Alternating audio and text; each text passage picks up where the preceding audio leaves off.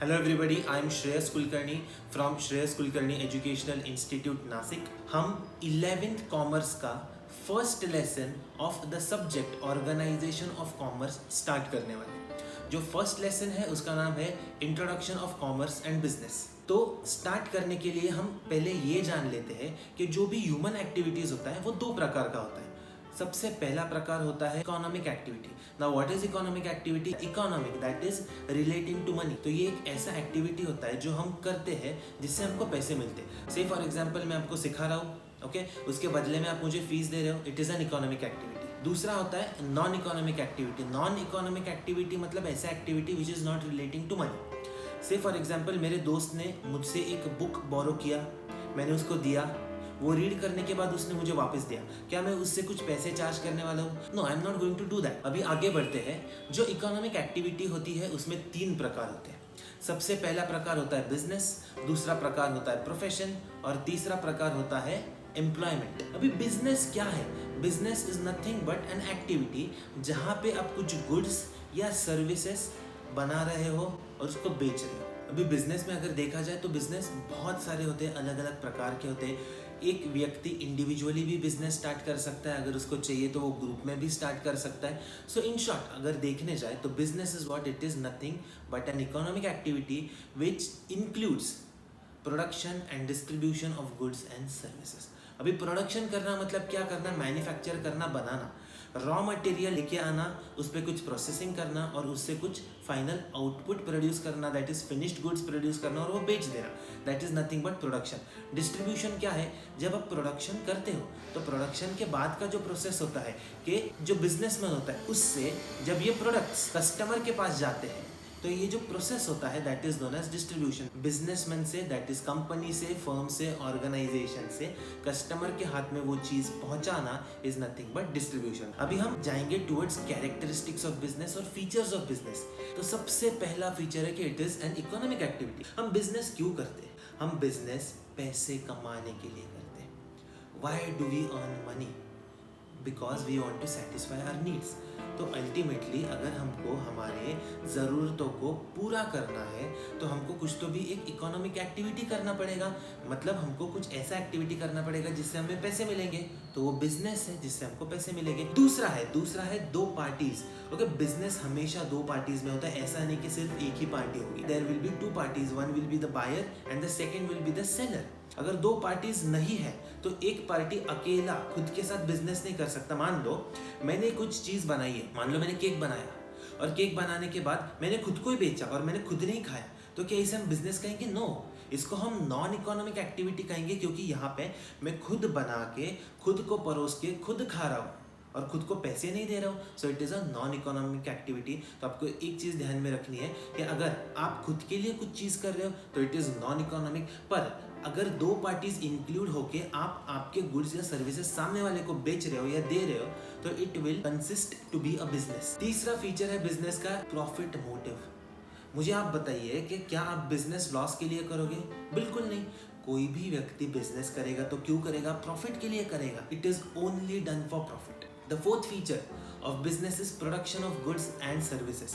हमने बिजनेस के डेफिनेशन में ही देखा था कि बिजनेस इज अ एक्टिविटी जहाँ पे हम गुड्स या सर्विसेज को प्रोड्यूस करते हैं। प्रोडक्शन करना मतलब क्या होता है? देखो, रॉ मटेरियल होता है, वो रॉ मटेरियल लेके आना है, उस रॉ मटेरियल पे कुछ प्रोसेसिंग करना है और प्रोसेसिंग करने के बाद एक फिनिश्ड गुड आएगा, that is nothing but production of goods and services. The 5th feature of business is exchange of goods and services. आपको क्या करना है? जो भी गुड्स या सर्विसेज आप दे रहे हो उनको एक्सचेंज करना है। ऐसे नहीं है कि मेरा केक का बिजनेस है तो मैं मेरे केक्स बस मेरे पास ही रखूंगा, नहीं, मुझे ये एक्सचेंज करने हैं, इनमें मुझे डील करना है, मुझे कस्टमर्स को बेचना है। तो क्या होगा बिजनेस में? बिजनेस इज एन एक्टिविटी जहाँ पे आप आपने बनाए हुए गुड्स सामने वाले को एक्सचेंज करते हो against what? You know, against money. आगे बढ़ेंगे, 6th फीचर देखेंगे बिजनेस का। 6th फीचर जो है that is dealing in goods and services.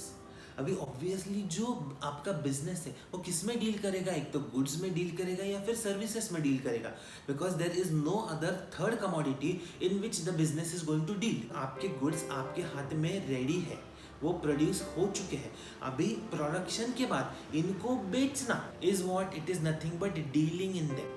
Okay, मान लो कि I am a seller of furniture, तो कंपनी फर्नीचर बना के मुझे दे देगी। अभी जब ये मुझे देगी तो मेरा काम क्या है, मेरा काम है कि ये फर्नीचर को मुझे बेचना है। तो what I am going to do, I am going to deal in this furniture, I will find potential customers and I will be selling this furniture to them.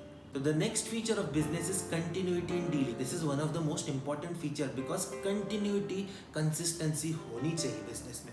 अगर आपका बिजनेस है तो डेली बेसिस पे आप करो। ऐसा नहीं कि चलो यार आज मैंने एक बड़ा सोफा सेट बेच दिया 30,000 को, अब अगले 4-5 दिन में मस्त घर पे सोने वाला हूँ। नॉट पॉसिबल, ये ऐसा करना नहीं है। आपको कंटिन्यूअस बेसिस पे आपके गुड्स और सर्विसेज को बेचना है, उनमें डील करना है। अगर आप डेली कंटिन्यूअसली कॉन्स्टेंटली आपका बिजनेस करोगे तो ही आपको सक्सेस मिलेगी। अगला फीचर देखेंगे बिजनेस का, वो है अनसर्टेन रिटर्न्स। अभी आपको तो पता है, बहुत लोगों ने आपको बोला होगा कि यार बिजनेस में बहुत अनसर्टेनिटी है, ऐसा है कि 50-50 सिचुएशन है, 50% चांसेस है प्रॉफिट भी हो सकता है, 50% चांसेस है लॉस भी हो सकता है। तो अनसर्टेन रिटर्न्स में हमको ये पता चलता है कि कभी कभी बिजनेस में बहुत ज़्यादा लॉसेस हो सकते हैं, कभी कभी बिजनेस में बहुत ज़्यादा प्रॉफिट्स भी हो सकते हैं। हम गारंटी नहीं दे सकते कि 100% आपको प्रॉफिट होगा ही होगा। The next feature is element of risk. Risk है तो आपको क्या करना है, हमेशा ये रिस्क के लिए तैयार रहना है। इन रिस्क को आप कैसे कंट्रोल कर सकते हो, इन रिस्क या ये थ्रेट्स आपके सामने जो आएंगे उनको आप कैसे पार कर सकते हो, उनको आप कैसे फेस कर सकते हो, ये आपको देखना है। और जब आप सीख जाओगे कि आपके सामने बहुत सारे रिस्क आएंगे, बहुत सारे थ्रेट्स आएंगे, तो इनको आपको कैसे फेस करना है, जब आप ये सीखोगे तब आप आपके बिजनेस को बहुत ज़्यादा सक्सेसफुल बना पाओगे। We are going to see the last feature of business, customer satisfaction. ये लास्ट है बट ये लीस्ट नहीं है, ये सबसे ज़्यादा इंपॉर्टेंट फीचर है बिजनेस का। क्योंकि अगर कस्टमर सेटिस्फाइड नहीं है तो क्या फ़ायदा आपके बिजनेस का। देखो, मान लो मेरा आइसक्रीम पार्लर है, बहुत लोग मेरे पास आते हैं, आइसक्रीम खाते हैं, पर उनको बाद में ऐसा होता है कि उनको नहीं पसंद आता, वो फेंक के चले जाते हैं। तो क्या फ़ायदा मेरे बिजनेस का, कस्टमर ही सेटिस्फाई नहीं हो रहे, तो क्या वापस वो मेरे पास आएंगे? नहीं आएंगे। तो मुझे ये देखना है कि मैं मेरे बिजनेस में कंटिन्यूस बेसिस पे इनोवेशन लाऊं और कंटिन्यूस बेसिस पे मेरा क्वालिटी इंप्रूव करूं। क्योंकि मैं इनोवेशन और क्वालिटी के लिए अगर काम करूंगा तो मेरे पास रिपीट कस्टमर होंगे। डिमांड किसकी होती है? डिमांड कस्टमर की होती है। तो हमको ये देखना है कि हमको कस्टमर का डिमांड फुलफिल करना है। कस्टमर का डिमांड क्या होता है कि उनको क्वालिटी प्रोडक्ट चाहिए, और जब हम उनको क्वालिटी प्रोडक्ट देंगे, उनका जो डिमांड है उनको हम सेटिस्फाई करेंगे, तो अल्टीमेटली हम कस्टमर को सेटिस्फाई कर रहे हैं। और जब हम कस्टमर को सेटिस्फाई करते हैं तो याद रखो, ही बिकम्स योर लॉयल कस्टमर, और वो हमेशा आपके पास ही आएगा। सो आई होप आपको ये सारे के सारे फीचर्स क्लियर हो चुके हैं। चलो तो स्टार्ट करते हैं प्रोफेशन के साथ। Now what is profession? Profession is an economic activity जहाँ पे हम हमारे एजुकेशनल क्वालिफिकेशंस या फिर एजुकेशन के डिग्री का फ़ायदा लेके कोई एक्टिविटी करते हैं जिससे हम पैसे कमाएंगे। तो एक एग्जाम्पल के तौर पे मान लो कि मैं एक अच्छे खासे मेडिकल कॉलेज में गया, मैंने उधर से मेडिकल का डिग्री लिया, और ये डिग्री लेके मैंने मेरा एक क्लिनिक खोल दिया। तो मैं क्या कर रहा हूँ, मैं मेरे एजुकेशनल क्वालिफिकेशन का फ़ायदा लेके एक इकोनॉमिक एक्टिविटी कर रहा हूँ जिससे मैं पैसे कमा रहा हूँ। इससे बहुत सारे एग्जाम्पल्स मैं दे सकता हूँ, जैसे कि कोई चार्टर्ड अकाउंटेंट है, कोई कंपनी सेक्रेटरी है, कोई लॉयर है। तो ये जो लोग हैं ये क्या करते हैं, ये अपने एजुकेशनल क्वालिफिकेशन का, एजुकेशन के डिग्री का इस्तेमाल करके कोई इकोनॉमिक एक्टिविटी करते हैं जिससे वो अच्छे खासे पैसे कमा पाएंगे। अभी हम इन प्रोफेशंस के फीचर्स या फिर कैरेक्टरिस्टिक्स को देखेंगे। तो सबसे पहला कैरेक्टरिस्टिक्स है aim. What is your aim? Obviously aim क्या होता है, कौन सा भी इकोनॉमिक एक्टिविटी हो उसका एम होगा पैसे कमाना। दूसरा है क्वालिफिकेशन। देखो, अगर आपको प्रोफेशन में एंटर करना है तो आपको क्वालिफिकेशन तो लगेगा ही लगेगा। ओके, ऐसा नहीं होगा कि आपके पास क्वालिफिकेशन नहीं है और आप उस प्रोफेशन में घुस गए, नॉट पॉसिबल। मान लो मैंने कभी भी मेडिकल कॉलेज में एडमिशन नहीं ली है, मैंने मेडिकल के बारे में कुछ भी नहीं सीखा है, पर फिर भी मैं ऑपरेशन करने के लिए जा रहा हूँ। Will it be possible? No, it won't be possible, because मेरे पास वो ज्ञान है ही नहीं कि ऑपरेशन कैसे करना है, तो मैं कैसे कर पाऊंगा। तो आपको एक चीज़ ध्यान में रखनी है कि अगर आपके पास क्वालिफिकेशन है तो ही आप उस क्वालिफिकेशन के आधार पे प्रोफेशन में एंटर कर सकते हो। नेक्स्ट फीचर है फिनेंशियल रिटर्न्स। देखो, अगर आप बिजनेस करोगे तो बिजनेस करके आप जो पैसे कमाओगे उसको हम बोलेंगे प्रॉफिट। पर जब आप प्रोफेशन में एंटर करोगे और आप जब पैसे लोगे तो उसको हम बोलेंगे फीस। देखो, आप डॉक्टर के पास जाओगे तो आपसे क्या लेगा? फीस लेगा। आप चार्टर्ड अकाउंटेंट के पास जाओगे तो आपका रिटर्न फाइल करने का वो फीस लेगा। तो हमेशा आपको एक चीज़ ध्यान में रखनी है कि जो व्यक्ति प्रोफेशन में होता है तो वो क्या करता है, अपनी एजुकेशनल क्वालिफिकेशन का फ़ायदा लेके कुछ सर्विसेज प्रोवाइड करता है, और ये सर्विसेज प्रोवाइड करके उनके बदले में वो क्या लेता है? वो पैसे लेता है। पर इन पैसों को हम पैसे बोलेंगे क्या? नहीं, इन पैसों को हम फीस बोलेंगे। The next feature is capital. Now capital is what? It is a amount of money which you need to have in order to start your economic activity.